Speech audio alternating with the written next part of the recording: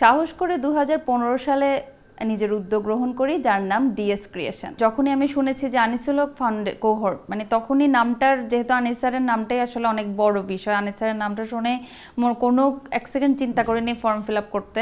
প্রত্যেকটা যে অনলাইন ক্লাসগুলো ছিল আমি খুব মনোযোগ দিয়ে করেছি। আর সাধারণত আমরা অনলাইন ক্লাস করলে যেটা হয় সেটা আর পাওয়া যায় না ক্লাসটা, কিন্তু আনিসুল হক কোহর্ট যেটা করেছে আমাদেরকে ক্লাসগুলো আবারও দেখা গেছে যে মেইল করেছে, যার কারণে আমরা রেকর্ড ভার্সনগুলো দেখেছি এবং কন্টিনিউ এই যে মানি ম্যানেজমেন্ট, ডিজিটাল মার্কেটিং, তারপর হচ্ছে ইভেন অফলাইন মার্কেটিং, এই সব কিছু সম্পর্কে জানতে পেরেছি। আর অনেক বড় একটা অপরচুনিটি ছিল উদ্যোক্তা মেলা। আনিসুল হক কোহর্ট থেকে আমাদেরকে একটা উদ্যোক্তা মেলার আয়োজন করা হয়। এই মেলায় আমি অনেক নতুন কাস্টমার পাই, অফলাইন কাস্টমারদের সম্পর্কেও আমার কিছু ধারণা হয় এবং কিছু নতুন কাস্টমার পাই যারা কিনা আসলে অনলাইনে খুব একটা ট্রাস্ট করতে চায় না, কিন্তু অফলাইনে আমার প্রোডাক্ট দেখে তারা বেশ খুশি হয়, যেটার সুযোগটা আসলে আমি এই উদ্যোক্তা মেলাটা থেকে পাই। প্রত্যাশা আসলে সবই পূরণ করেছে, তারপরেও শুধু বলবো যে আনিসুল হক কোহর্ট যাতে আমাদেরকে ভুলে না যায়।